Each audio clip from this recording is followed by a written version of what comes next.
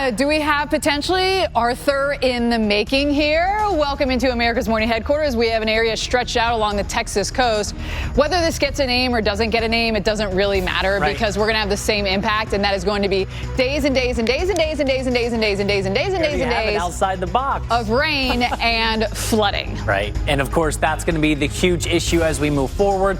All that moisture, we're talking about at least 6 inches of rain from multiple locations from the Texas coast through Louisiana. We could be looking at flooding coming maybe all the way into Alabama and into Georgia. These southern states need to be very mindful of the wet weather because we've already seen big rain in Texas this morning and rescues. Another week, that means another round of severe weather for us. It's going to be day after day after day of severe weather. I'm most concerned about Wednesday. That's when we have a very strong low-level jet coming in. It's when we have strong mid-level winds coming in. You got upper-level energy as well. Tuesday is going to be the biggest day, but we are going to see it continue as we head into our Thursday. So Wednesday, I should say, is going to be our biggest day. Yeah, good point. We got to talk about, damaging winds. You've got the tornado threat. We could be looking at large hail. So basically need to be on alert for multiple days this week. But as Steph mentioned, Wednesday is the big day for that. Welcome into America's Morning Headquarters. I'm meteorologist Stephanie Abrams alongside meteorologist Jordan Steele and, of course, Jim Cantori. Good morning, everybody. So we will start it off with Jim. We have a lot to kind of break down here. But, man, this action in Texas outside of the disturbance down in Mexico. Right. This is different, really, kind of from that. Good point. Right. And everything. I see a lot more video like this coming into the Weather Channel in the coming days. So use this as a guide. Do not drive through flooded roadways. That's in Texas, Louisiana, Mississippi. No matter where you are, you shouldn't fly or drive through those flooded roadways. But as Jim was mentioning, some of us could see over 8 inches, but still just getting 3 to 5. You're talking about a month's worth of rain, not only a matter of hours, but if you get it in a matter of days, it's a problem. And there's a lot of juice in the atmosphere. If you take a column of the atmosphere and see how much moisture is in it, we're at about 2.5 inches when the max is usually around 2.2. So we're above what we typically see for our max when you're talking about moisture this time of year. It is a very soupy, very juicy atmosphere that's already causing all of these flash flood warnings. Now imagine once we get even more moisture and that energy to come up and that front to come down, there's just so much more that's about to happen. And so I do think that we're going to see many more flash flood warnings. That means that flash flooding is imminent or it's occurring. Remember, that's what it means. 10 inches, 11 inches, 7, 8, so much rain over the past 12 hours. And that means that we have vehicles swept away in Bandera, stranded vehicles, 4 lanes of US 90 underwater, over just under 2 dozen low water crossings. And all it takes is 6 inches of swiftly moving water to knock you off your feet, 2 feet of swiftly moving water to float or move a car. Monday, storms are going to fire up now. We'll start to get the heavier stuff closer to the coastal areas. So we will dry out a little bit in that San Antonio, Austin area. But it's places like Houston where we average 6 inches for the month. We're down at HOU by about 1.5 inches. How about over into Lake Charles, Louisiana, right here? We averaged 6.5 inches for the month of June. We're down for the year about 4 inches. So we could wipe out our deficit. Jackson, Mississippi, we average 4.43 inches for the year. So we could certainly get that, but could we wipe out our deficit of 8.92 inches? That's a lot, but again, if you get some of those repeated downpours right over the same areas, you can't rule it out. And notice as we head Wednesday, Thursday, we see this bigger batch of rain, and then we have also a boundary that's coming down. So it's going to stay very cloudy, very wet. You're going to get very short breaks here. You'll see the sun just very little. I'm telling you, by the next few days, everyone's going to be like, when are we going to get out of this rain? When are we going to see the sun again? Flash flooding is possible from Texas over to Louisiana. I don't even think it's possible or likely. I think it is certain that we are going to see flooding, Jordan. The question is exactly where is that going to happen?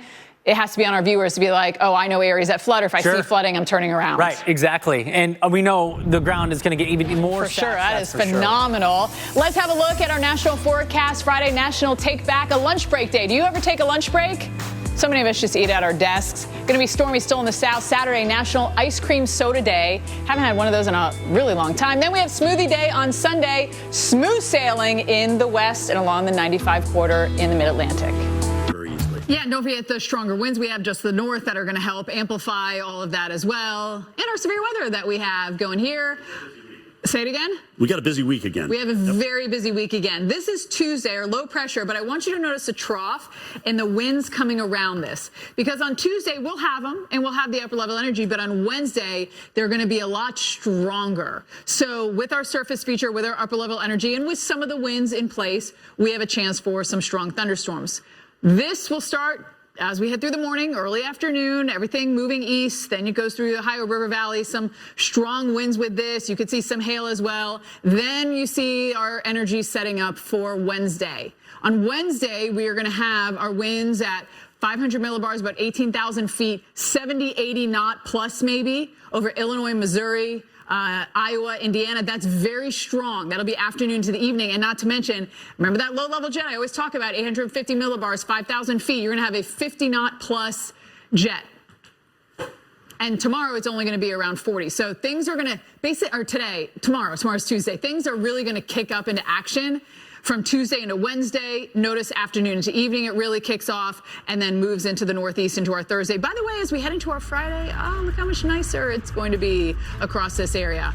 But we'll get rain. Now, remember, Chicago, we popped back into a drought, so we could use some of the rain.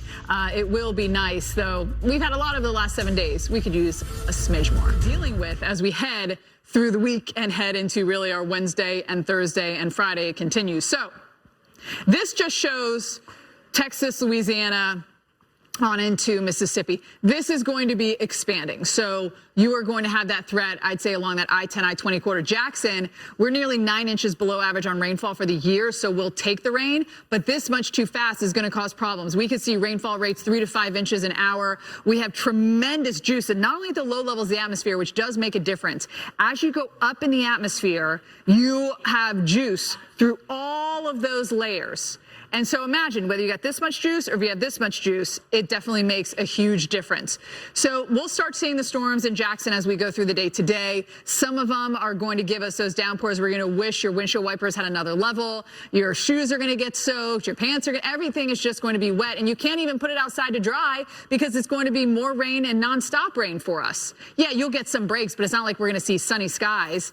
Looks like our water was jumping there, our totals, I should say, our flood totals here in the south. This is through Friday. And remember, you're going to have locally heavier amounts. So you'll see. Oh, sorry. You guys okay? We're having a coffee chat. Yes, I can hear it, actually. Jordan might go to Houston to cover the flooding. This is big news. This is a month's worth of rain for a lot of these areas. 4 to 6 inches is what we typically get for the month of June in this vicinity. And notice that we could get that not only a matter of days, but in some instances, we could get it in a matter of hours. So keep that in mind for us here because the rain has already started. And notice you'll see the moisture flowing from west to east, but also don't forget that low-level jet is going to bring up some more. So we're kind of getting it from multiple directions. You have winds in the upper levels that are going to enhance everything. And we are going to see 8, 9, maybe a foot of rain somewhere. Again, it all depends on exactly where it sets up and exactly how much rain is falling. Right now, it's all setting up mainly inland, but we're going to see everything switch to the coast as we head over time here. Really kind of the coast to the I-20 corridor is the best kind of general area that we are going to see it. Notice the showers and storms here in and out of Houston. Jim, we're going to have major travel issues as well. That's going to be another player here at the airports and on the roads as well. So, Steph, just watching that loop, you showed like 2 large areas of very heavy rain coming over Houston before we get to the Wednesday, Thursday. Yeah, I know. This is going to be bad. And flooding, by the way, it kills a lot of people. And so we just want to shout from the rooftops, please don't go in the flooded waters. Please. The video that you showed of the roads. Yes, that was moved. That Kate just got, that literally lift up slabs of the road. Water had to get under that. Yes, it did. Pick it up and move it.